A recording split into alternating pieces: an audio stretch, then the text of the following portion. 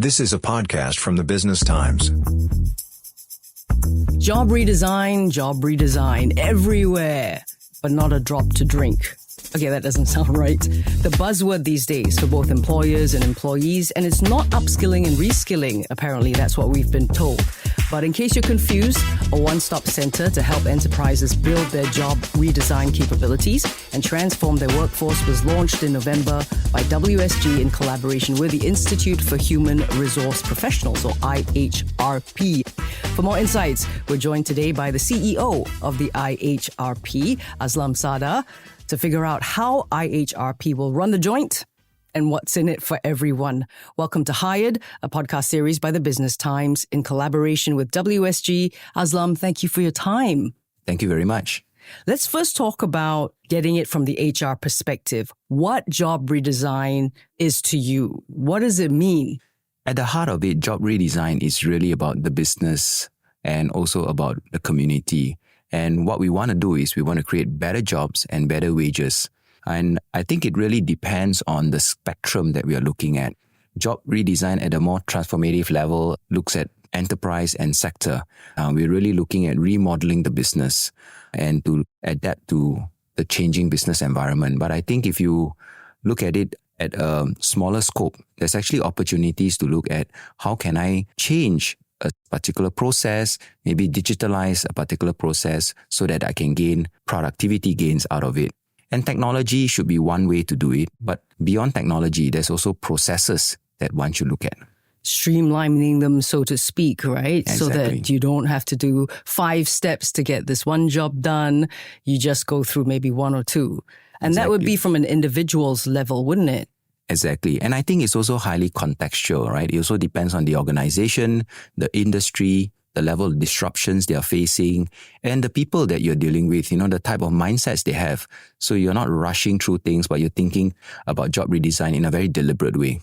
Would you say then job redesign would be more challenging for some sectors than others? I mean, you talk about disruptions, and you also mentioned tech is one you've probably considered. Sectors are affected by tech differently. So what are some of the trends you're going to be seeing for different sectors? Yeah.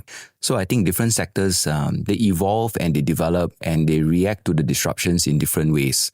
There are sectors that are very labor intensive. So if you take manufacturing, for example, their primary concern, and I think their focus should be about how do I automate as much as possible so that I can use more computers, more technology, more robotics, as opposed to using more manpower. And then there are also sectors like the professional services, HR, for example. How can you use technology to augment the work that you do? So it's not about replacing you, but it's about augmenting the work you do. For example, shortlisting of CVs, identifying and screening who you should be inviting for a job interview for a particular role. I think some of these you can actually use AI or use technology to help you. Instead of trawling through how many hundreds and thousands of resumes, right? Exactly. These brand spanking new digs we were talking about, but it looks great with a well-stocked pantry and all that. How else has IHRP been supporting job redesign to address specific workforce challenges? Firstly, Workforce Singapore, in collaboration with IHRP, we have recently launched the Job Redesign Center of Excellence. And that Center of Excellence serves as a one-stop venue where companies can come and obtain resources about job redesign and get involved in this whole journey of transformation that they may be embarking on. So I'll give you an example. Areas that we actually provide resources and support include things like playbooks on how you can transform particular roles. Examples would be for HR, for example. So we do intend to look at producing playbooks for the HR sector, the retail sector, are examples, including wholesale sectors. Then the other thing is workshops. You have access to resources and you know what you want to do. How do you actually go about it? What are the skills and capabilities you need to have to job redesign in your organizations? And I think that's where workshops come in. And then last but not least, really, we want to encourage more people to do it. So this is where advocacy comes in. Here, what we want to do is we want to work with the 21 trade associations and chambers that have come together to pledge to support the Job Redesign Center of Excellence. We want to work with them. Actually, these 21 trade associations, they represent 5 industry transformation maps that has been rolled out, and they include sectors like the built environment, lifestyle, modern services, connectivity, manufacturing, and trade. And finally, what we have done in IHRP is we have put together an expert panel. And our expert panel, really the industry, the tripartite organizations, that includes ministry, the unions, the employers union, HR professionals, HR leaders themselves, academics, and even the legal fraternity, all coming together to provide context, advice, and guidance, and also to be role models for others. Still to come, success stories. We love those. More with the CEO of the Institute for Human Resource Professionals, Aslam Sardar, in a moment. And now, back to Hired, a podcast from the Business Times. We're speaking with the CEO of the Institute for Human Resource Professionals, or IHRP, Aslam Sardar. Aslam, how does IHRP view the role of HR professionals when it comes to driving job redesign initiatives? You said contextual earlier, and what are some of the key aspects they should be looking at? First of all, I think HR and the HR profession plays a strategic role here, because job redesign is not just about changing jobs or, removing inefficiency. It's really about productivity gains. How do we help companies gain productivity? How do we create more valued jobs so that workers can be uplifted? And I think because HR is at the intersection of the employers and the workers, so we play a very critical and strategic role. One thing that HR truly adds value is that they go beyond just the technical aspect of job redesign. I mean, it's not just about putting in a technology or changing processes. It's about how do you bring the people along with you as well. And this is where HR plays a very unique role.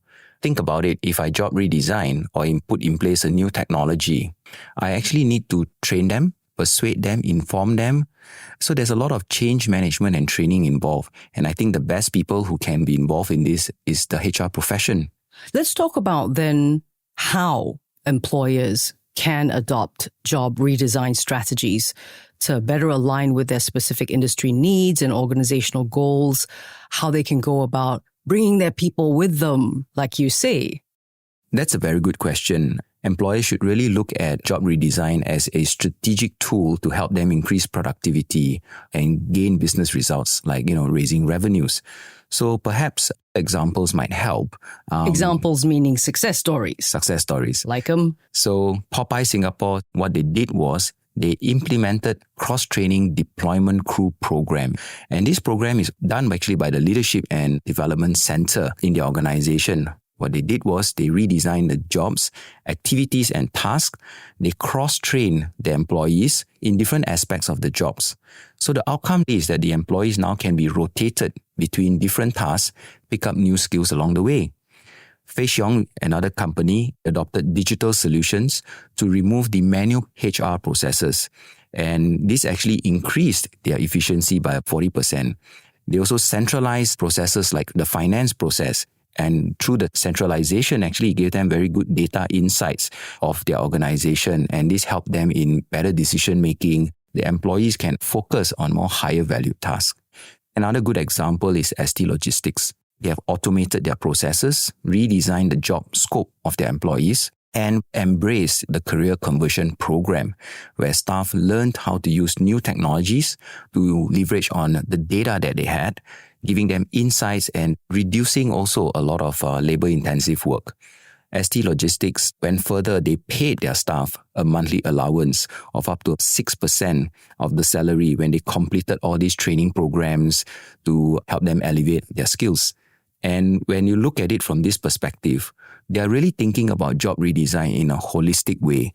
If organizations think of job redesign not just from an automation or technology-driven way, but also include ways to help the employees by transferring some of the gains they get from productivity to the employees, this is when you make job redesign a truly meaningful endeavor in your organization. Aslam, would you have advice for enterprises as they navigate job redesign? Yes, at the starting point for any job redesign must be really about the business. How are we helping the organization raise productivity, improve their business outcomes? From that as the starting point, the next thing organizations should look at is, how does this help the worker or the employee? Are we raising the job value of the employee as we progress through? And then last but not least, I want to encourage companies to see how they can think of it more holistically. As you get the productivity gains, the benefits, the business benefits, and the profits that you earn, can these also be shared with the workers so that at the end of the day, you are looking at job redesign in a more holistic way? Sounds good. Thank you so much for joining us today, Aslam. Thank you. Aslam Sardar is the CEO of the IHRP. This has been hired by BT Podcasts, and you can find out more about job redesign and business transformation at Workforce Singapore's website.